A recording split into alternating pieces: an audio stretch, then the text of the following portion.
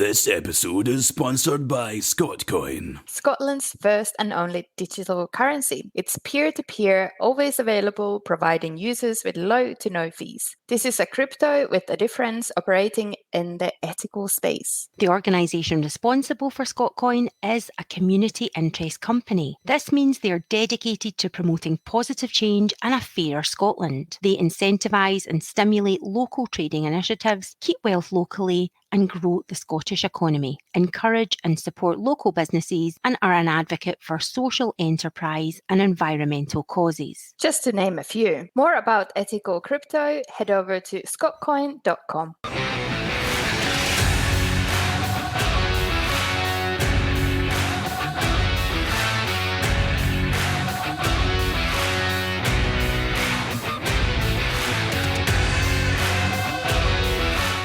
You're listening to Whisky Sisters, the podcast.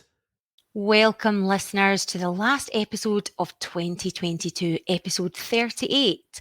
We will be looking back, looking ahead, and talking about all things Christmassy or festive-y or holiday season-ish. Are you feeling festive? I'm feeling super festive this year. Are you? I did see pictures of your lovely tree. You're excited for the festive season, Inka? Yeah, because we got big family Christmas this year. So, yeah, I don't know. Nice. No, I'm not feeling festive at all. If I'm honest, I can't even be bothered one bit.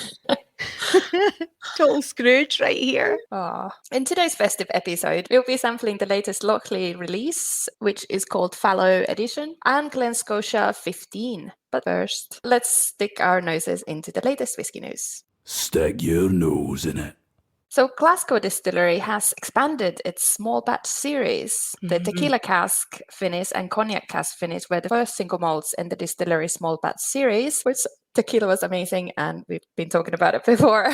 Yeah. Can't stop raving about it. So yeah, these were released in August this year. And following the sellout successes of its previous small batch releases, the distillery has launched the Glasgow 1770 Inns and Gun Golden Beer Cask Finish and Glasgow 1770 Tokayev Cask Finish. They're on fire with the cask finishes. I know, they sound fun.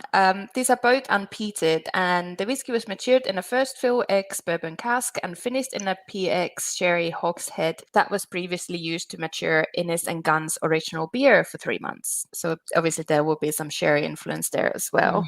The result is a rich and sherry influenced whiskey with notes of dark fruits, sticky toffee, and rich vanilla with a dry and hoppy finish.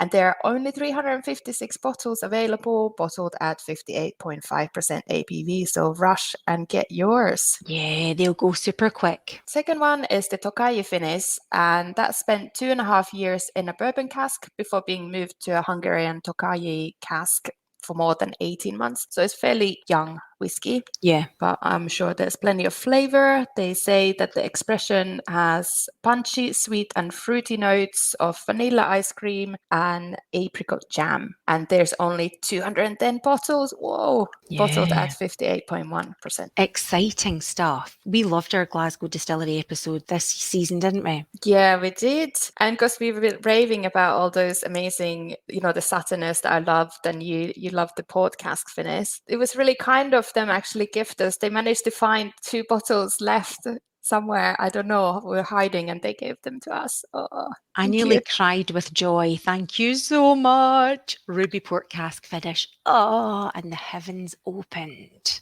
Oh, that's actually a good Christmassy bottle for you. Yeah, definitely. Oh, and I think we should talk about download mania for the Glasgow Distillery episode. We had 4 or 5 times our normal downloads for that episode. What? Yeah, it's good to know that other people love it as well. Exactly. In other news, Hainer Distilling in Ohio has unveiled its Whisky webcam, which streams a live feed of whisky while it is aged for up to 6 years. Hainer Distilling has decided to offer anyone who pre-buys a bottle from one of its 125 barrels of bourbon the opportunity to watch their whisky age via a live webcam until it's ready. The process generally takes from 4 to 6 years. Claiming to be the world's first patent-bending webcam placed inside a whiskey barrel. The whiskey webcam experience costs $149 US. Subscribers can access the live feed via a QR code that comes with their personal membership card, at which point they will receive a message saying, "Welcome back. Your barrel has missed you." Love it. Consumers can choose from a 4-grain bourbon whiskey or high rye bourbon whiskey, and accompanying the live stream is a soundtrack of 1920s ragtime music. Oh my God, this is so weird, but at the same time, very fascinating, isn't it? Totally. Like, part of me thinks oh, how boring. But then the other part of me thinks, no, it's kind of cool. Maybe you just watch it every 6 months, so you might see slight color differences, but Yeah. I don't know. Send it good vibes. Yeah, brilliant.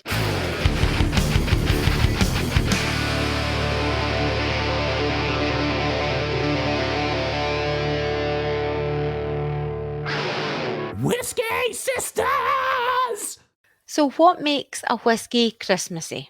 Personally, I guess you're always drawn to the sherry vibes because it's, Yeah. Christmas cake, baking spices, that kind of nuttiness, but also, raisins, plums. But then at the same time, I quite like the idea of something a bit smoky. Yeah, I don't know. Maybe port finish. What do you think? Yeah, I think, as you say, I really like kind of sherry bombs, and a lot of that you get those kind of Christmassy notes anyway. But I guess it could even be experience could make a whiskey Christmassy, couldn't it? If you're having it at a certain occasion, or after going for a little Christmas market and you pop into a whiskey bar or something, and just whatever whiskey you want, just because it's got that Christmassy vibe. And I think sometimes maybe the sherry bombs might be a bit too much or too sweet or, too rich when you already had quite a lot of rich Christmassy foods and chocolates and things. So maybe you want something else to balance it out that is a little bit lighter or just a bit more savory. Absolutely, because there's, as you say, there's so many rich foods around this time of year. Yeah, exactly. I don't really see if you have a mince pie or a Christmas cake, do you really want to pair it with whiskey that tastes exactly the same? It might just be too much. Yeah. So we asked on social media what makes whiskey Christmassy, and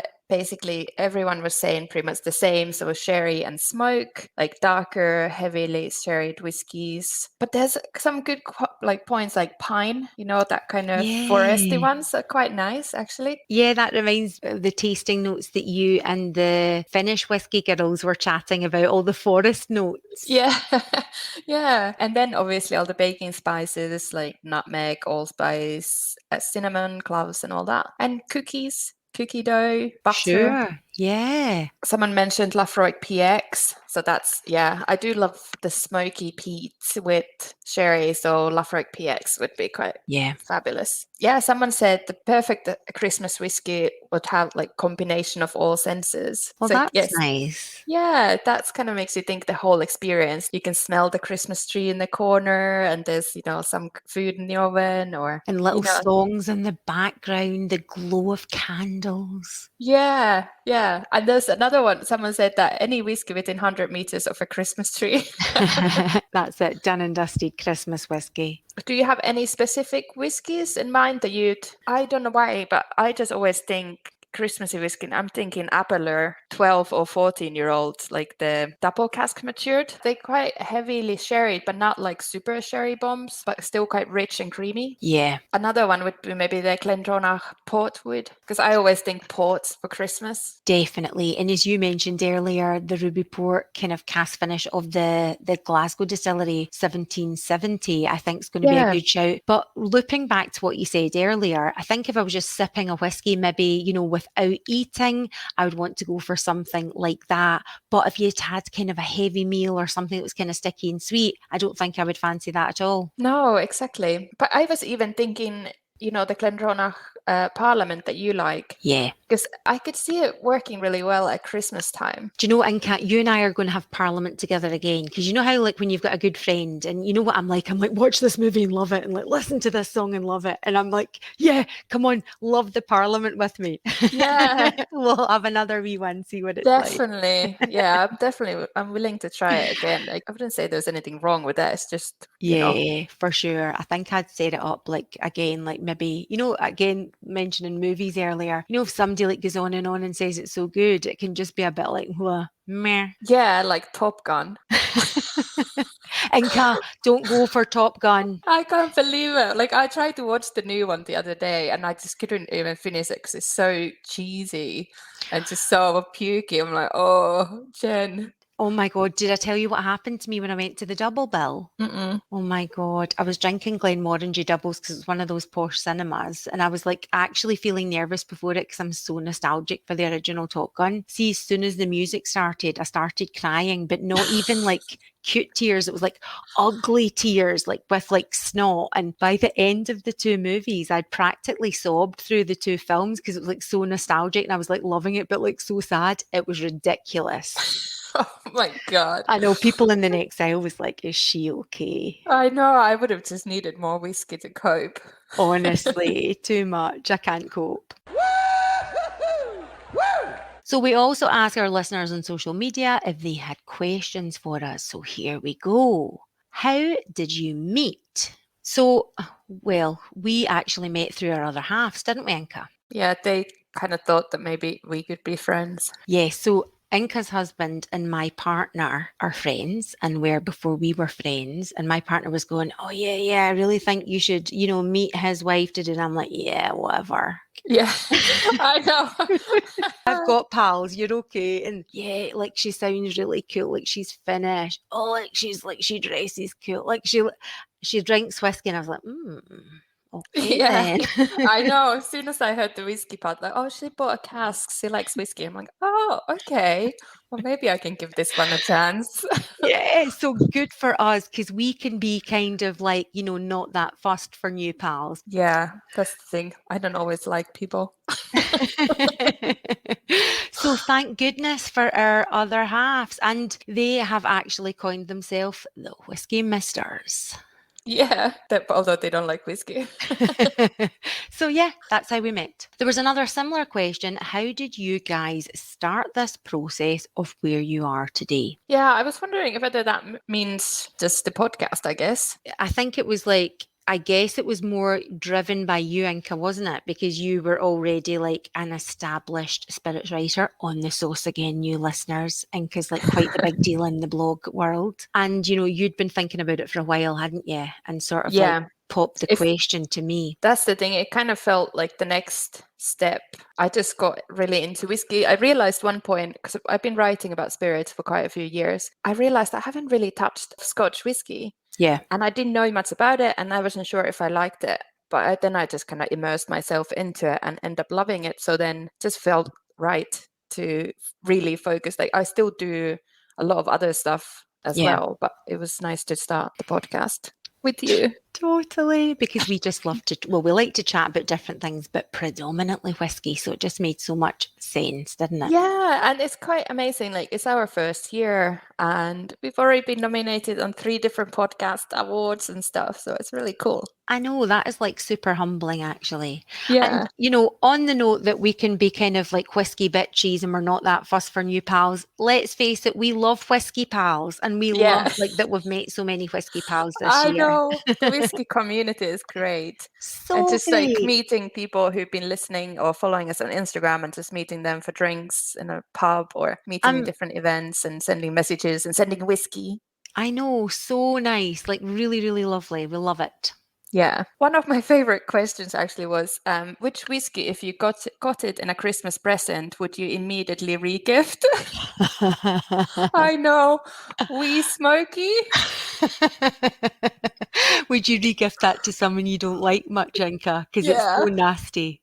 It's nasty. Yeah. Like, don't sue us, Wee Smoky, but we just don't like you. Do you know, if I got a super smoky one, I'd regift it to you, Inka. If it was too much for me. That's nice. Or, I don't know, would you regift necessarily? You would just keep it and just give it to your guests. Yeah. Give it to your guests. So, when will Flame Boots make an appearance again? Oh, our Flame Boots. I love our Flame Boots. I think we need to go to like some of those whiskey fairs or festivals and wear the boots. I think so. You know how like the Christmas song, like by Slade, the 1970s band. It's Christmas. They're kind of like the boots that Slade would wear in the 70s, big, huge, crazy platforms. Oh, I love those boots. Yeah, so good. Another question, ever heard of pig's nose whiskey? Hard to find in the US, but cheap and quite tasty. I had not heard about this and I had to look it up. As smooth and soft as a pig's nose.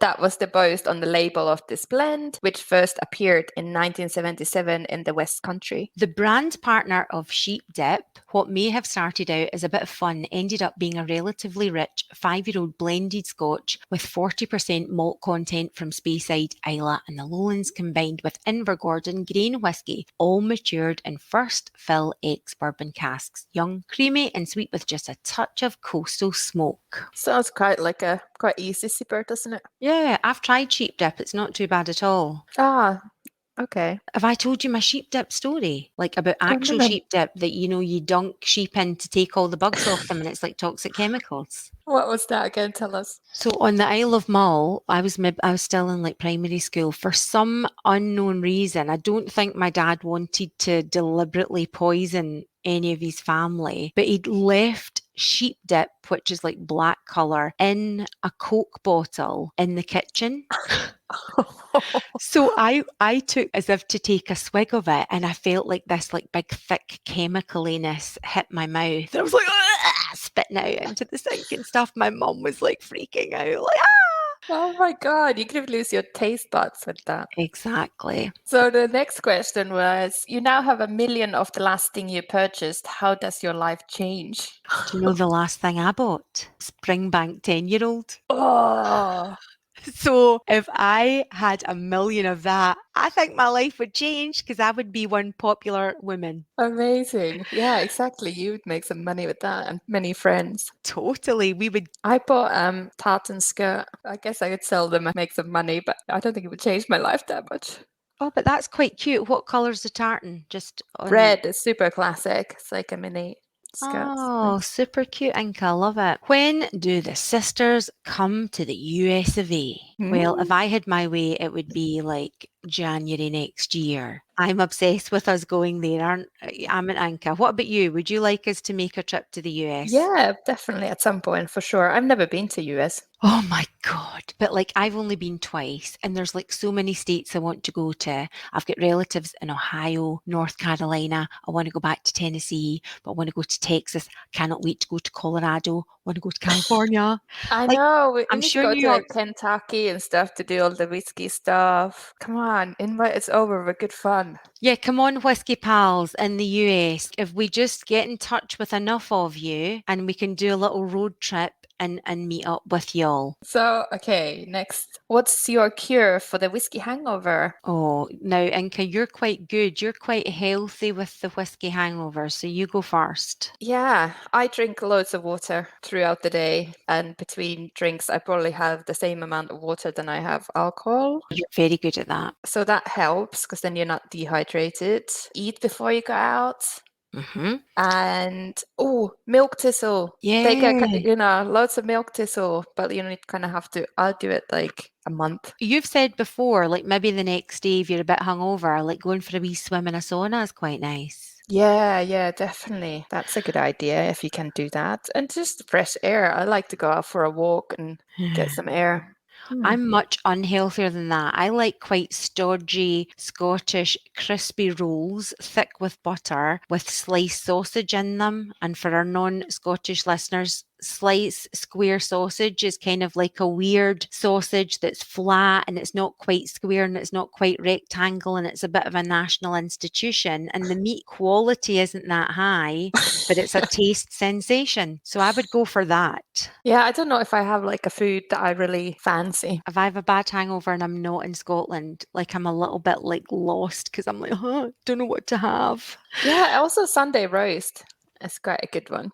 Oh, good call. A good one to finish off these questions. Most memorable whiskey experience of the year. Been quite a few. Thought it was quite fun to record the podcast episode with Vic and the Scots Malt Whisky Society. Oh, that was such a standout day, wasn't it? Yeah, it was good fun. It was quite nerve-wracking, wasn't it? Because like you Yeah, were videoed I know. and the angle's terrible. And the lighting. Yeah. But that was so good. And watch this space because there might be some of Vic Galloway coming our way on the Whisky Sisters podcast.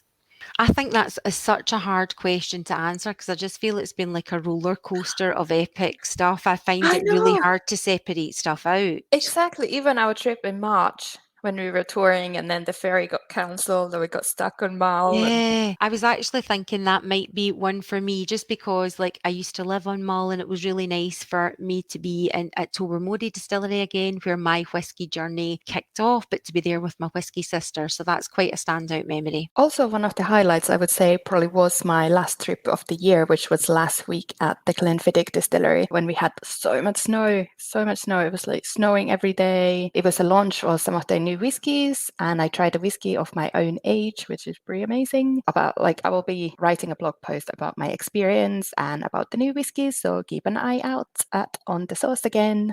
Dram on fire. Should we start with the Lochlea? Let's start with the Lochlea. Yeah, so the Fallow Edition first crop has been matured entirely in ex-Oloroso sherry butts made with barley grown on the Lochlea farm and bottled at 46% ABV. This was a funky one. You know, there's been so much chat around Lochlea, but I haven't actually, this is the first time I'm trying it. And Yeah. even with this, like this release, I've seen everywhere, like on social media, all over Europe, not just in Scotland. And so I don't know, I had quite high expectations, but I have to tell you that it didn't quite reach my... Oh, really, Inka? I think that's the thing as well. When you've got quite high expectations, it can kind of set you up, just like we were saying with Top Gun. Yeah.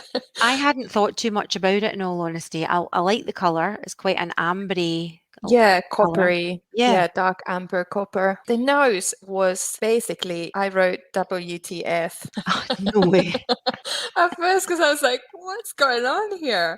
So tell us more. It's just very different. I thought it smelled like being in a distillery, you know, like in a fermentation room. And also some sort of new makey, I don't know. It was very strange. And then I thought like, okay, quite a lot of sherry obviously there, juicy raisins, and that kind of crepe must, you know, what they use to make grappa or brandy and things like that. Okay. Once you make wine, they take the pulp and like squeeze the juice out and then it's the skin left. Yes. So it kind of smelled like that. And if I would have smelled it without knowing that it's whiskey, I would have thought it's grappa. Oh, wow. That's so cool. So I wouldn't really know what grappa smells like. I'm Yeah. really with you on the fermentation-y part. I've actually written down something fermented. I found it quite sweet, like that toffee popcorn, you know, the Butterkiss popcorn, something kind of florally sweet and peppermint chewing gum for me in the nose. I don't know if whiskey should smell like that. Like, I don't know. I just think it doesn't smell like it's ready. I don't know. I Go don't know back if I'm to being where you came from until you're grown up enough. Okay, I'm not getting that sense. I'm not sure if I'm just being too... It's just surprised me. Sounds like it was totally not what you were expecting. No, and just... Yeah. How did you find it in the palate? Quite spicy and autumnal, wet outdoor leaves and rain and, you know, some fresh cherries. There was some citrus as well, like lemon peel, I was thinking.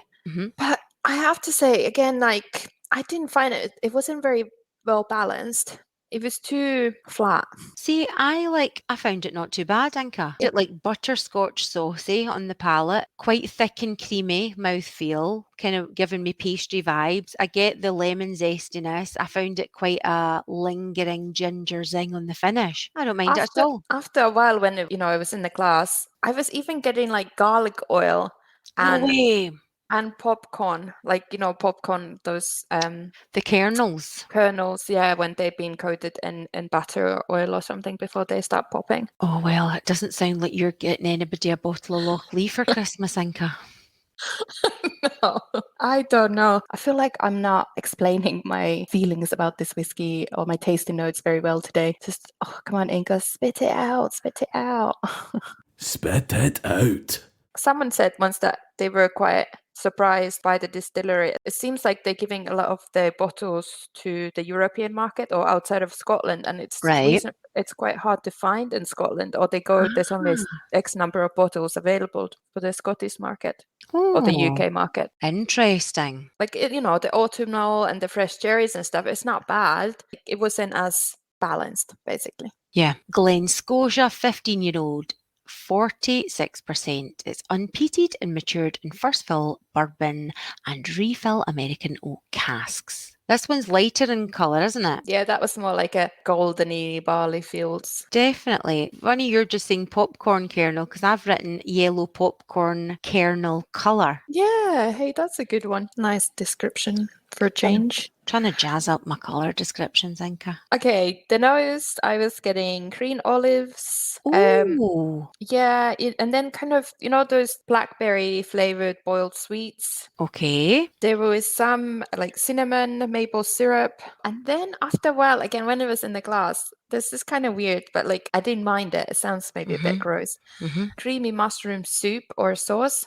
Oh, wow. And maybe even like hint of truffle, smelly cheese. Okay. I'm going to keep sniffing, see if I can get on board with the truffle and the cheese. I didn't get any of that, but like super interesting notes. I quite like the earthiness. Funny you say blackberry. I've got, blackberries, when you're boiling them up with sugar to make jam. I've got that on the nose. Maybe some bread baking in the oven, treacle toffee. I didn't get a tingling spine on the nose, but I had shoulder blades were buzzing. So that's a good sign for me. Like I was getting excited. But this is really strange because last time when I was at yours and you gave me a measure of Glen Scotia, do you remember I said, oh, that's really sweet, like too sweet for me? Yeah, and I thought, oh, that's not too sweet for me. I know. And this time when I'm now trying it again, it wasn't that sweet at all. Like, I don't know, maybe it was just affected by what I drank before that or, ate something. I don't know. Even sniffing it now, I'm really getting that mushroomy vibe. There's definitely an earthiness and not like a strong fermentation, but something that kind of like nature farm earthiness. Yeah, farm, that kind of animal. Yeah. Interesting combination of flavors or aromas. On the palate, though, it was very different. Cinnamon, pancake batter, some fudge, some gingery spice. And then I was thinking wood chips. And then as soon as I wrote down chips, I was thinking, oh, chips, like, crisps. I was almost like getting that kind of salty potato chip. Do you know, I'm having a wee sip just now and I have got nothing like that. But as you're saying that, I'm like, I think I can get a faint cheese and onion potato chip. Love it. I got quite sweet notes in the palate. A sweet malted loaf like with raisins, sometimes they have a little bit of cinnamon or sometimes with orange flavours. I found it like I was kind of getting like fireside glow vibes, an aura of coziness. Golden syrup sponge pudding and the baking spices, so totally hear you on that, Ginger. I found the finish quite long, quite tingly, and I loved it. Yeah, and you know what? Now that you said the cheese and onion crisp, actually that's even that aroma on the nose has a little bit of that. Your hands always start smelling a bit funny when you eat them. When you open a bag of crisps / potato chips and like inhale the the inhale of the aroma of the crisps. Yeah, exactly. Because I always think cheese and onion, they smell a little bit wrong, but they're really tasty. Yeah, I love crisps. Me too. We should do like a little evening of different whiskies and different crisps and sweets. Yes. Oh my god, let's do it. Oh my god, that would be amazing. And then take notes and then do an episode on it. Yeah. In Scotland you have all the random ones like haggis and black pepper or in Scotland we have so much snack food, it's unbelievable. Yeah, we only just got like basic flavors here. I think that's like I know that's a better way to be though, because like we're all going to die pretty young in Scotland. I know, my husband always says that it's like Scottish people, or especially Glaswegians, if you imagine life as a battery and they just do so much and party hard and just live the life to the fullest and so fast that they use the battery much quicker than the normal person. Burn it out quicker. And all those like rolls and sliced sausage for the hangovers. Oh yeah, I think also for the Christmassy whiskey things, wasn't it? One was pigs in blankets. Oh, whiskey with pigs in blankets. I love a pig in blanket with cranberry like jelly. Yum, yum. I would rather just like a bowl of like pigs in blankets than a big Christmas dinner. just like a cheeky bowl. Are you team Brussels sprouts or? I like a Brussels. I'm here for them. What about you? Yeah, me too. Although I don't like them if sometimes they overcooked and boiled, it's all soggy and horrible. Yeah. But I like roasted or crispy Me and with too. some walnuts and blue cheese, or just crispy roasted in the oven and dip them in hummus. So good. Oh, I've never had that. But yeah, I like them with walnuts and butter, or even just like, yeah, but not too soggy. Yeah, I'm with you on that. Oh, I'm getting hungry.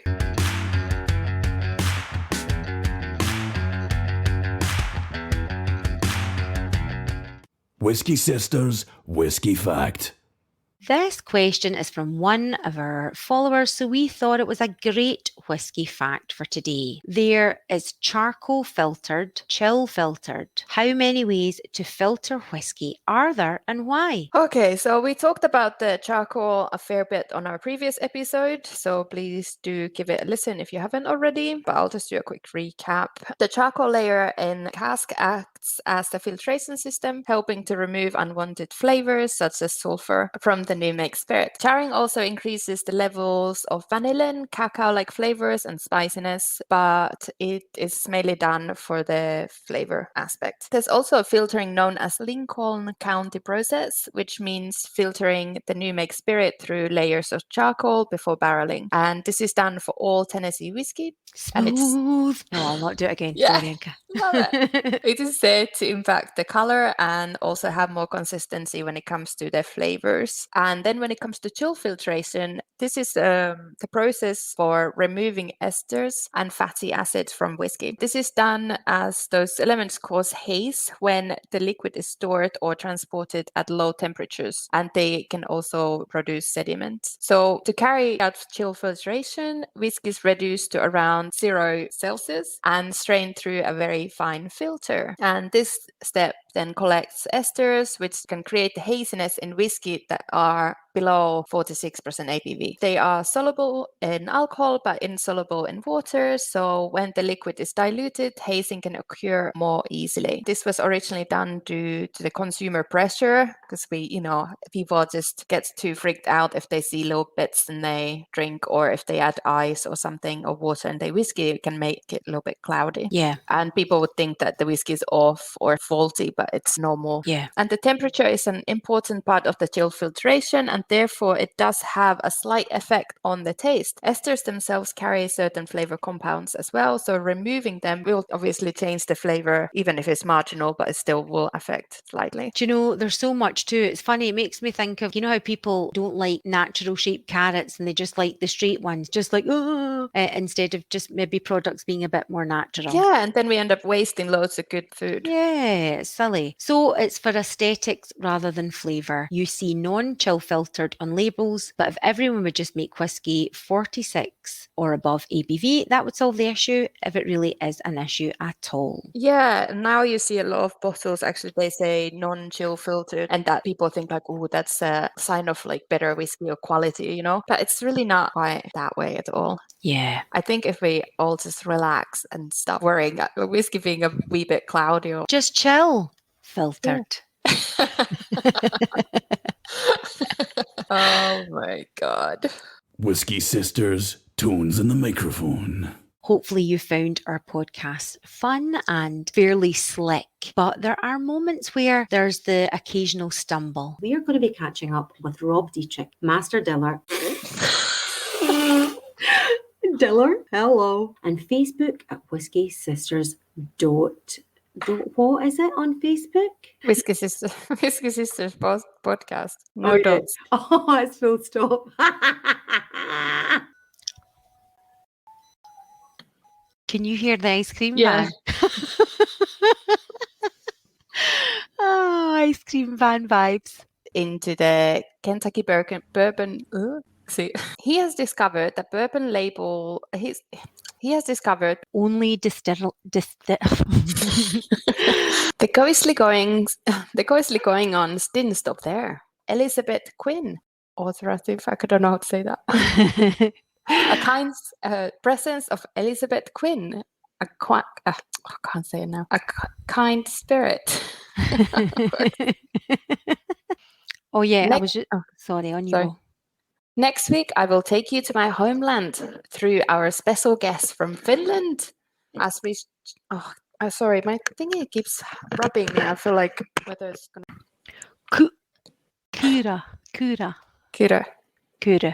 But the owner, Ansipi Singh, should...